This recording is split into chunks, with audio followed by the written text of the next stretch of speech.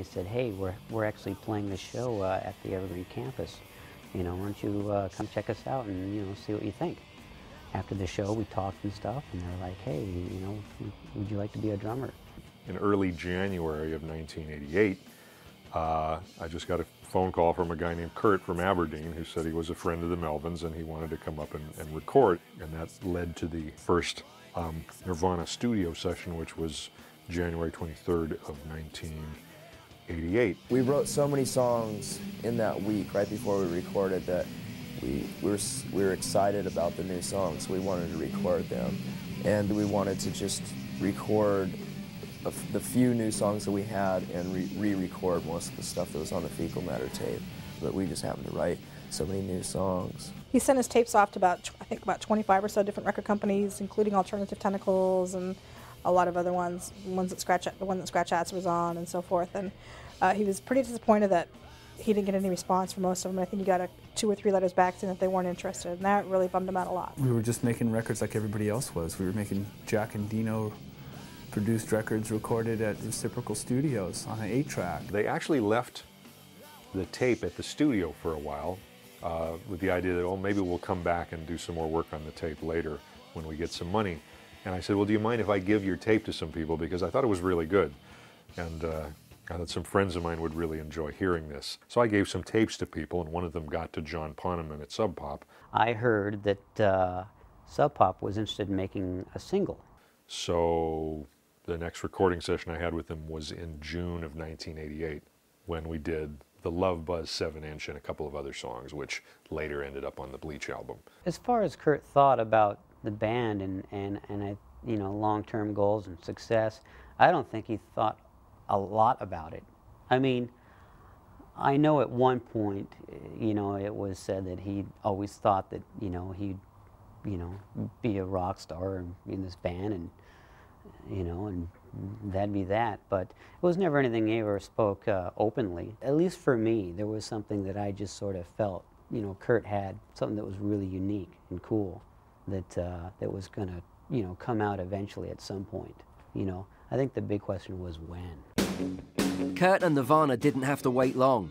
Word had filtered through to the British music press about the burgeoning new music scene in Seattle, where Nirvana were already making their mark locally. Nirvana's music came through the British music press around the late 80s via mostly a guy called Everett True, who was working for Melody Maker at the time and who fell in with the nascent Seattle scene.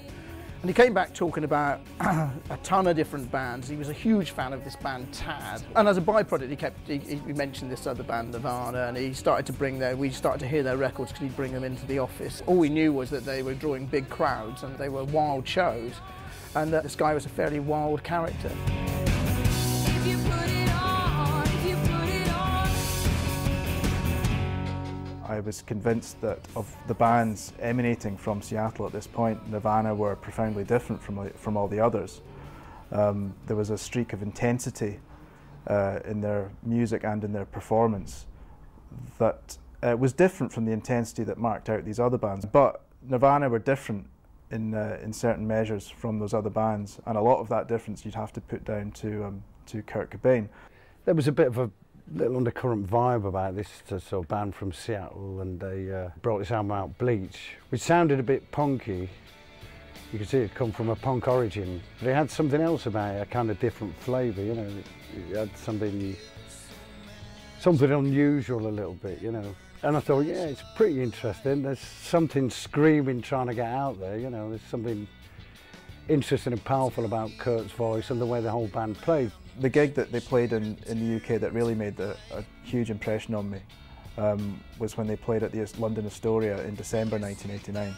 They were just playing this music so vehemently and intensely as if it would be their last gig ever. The very end of their show was marked when Kurt Cobain hurled his guitar at Chris Novoselic, the bass player. And Chris was ready for it. He'd held his bass like as a baseball batter would, waiting for the final pitch in the World Series or something. And then the string of memorable TV appearances that he did in a very short space of time, and which was kind of like a merry sort of mayhem that they were reeking across the UK mainstream scene. Here's Nirvana, kicking it up good style, 600,000 copies of their album in the USA, and first time live on TV. See you next week. When Nirvana came on the Word, I do remember me and Caroline were sitting in the sort of cafeteria bit at Limehouse Studios, where we were filming the Word at the time, and we were taking the piss out of Kurt Cobain, and it might have been his tour manager, his record company bloke who was with him all the time, because he wasn't with the rest of the band. And he just seemed to sit in the cafeteria bit with endless cups of coffee all day, you know, in between rehearsals, and looked absolutely wasted, you know. I mean, we were laughing. I mean, it was weird because it was almost like it was like clockwork. He looked dead, then he went and rehearsed, and in rehearsal, absolutely fantastic. I'd like all of you people in this room to know that Courtney Love, the lead singer of the sensational pop group Hole, is the best fuck in the world. And he did like his intro bit, didn't he? You know, Courtney Hole is the best fuck in the world. You know, we're expecting us to be shocked, but I'm just sitting there thinking, get on with it, mate. You've only got about 2 minutes. Don't start making any speeches.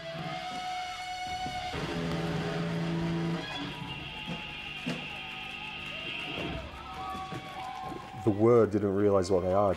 It's like they take credit now for breaking Nirvana and being their first TV thing, but... Except it was already broken. Yeah, and they just lucked out. In 1991, they finally signed a contract with the major label Geffen Records. For Kurt, it was like a dream come true. They had the big budget, the big producer, and Geffen wanted the big album. And they don't come any bigger than Nevermind. Nirvana! The winner is Nirvana. Smells like Teen Spirit. There is no way to prepare for success in general. There is certainly no way to prepare for the success that walloped him. You know, in the fall of 1991, suddenly he was everywhere. And this was a guy who had spent most of his life feeling like he was nowhere. I'd like to thank my family and our record label and our true fans. He didn't necessarily, I don't think, had the capacity to deal with it sort of psychologically. And I mean, it was really straight from Aberdeen to the big time. That's a lot to deal with. I think Kurt enjoyed his success up to a point.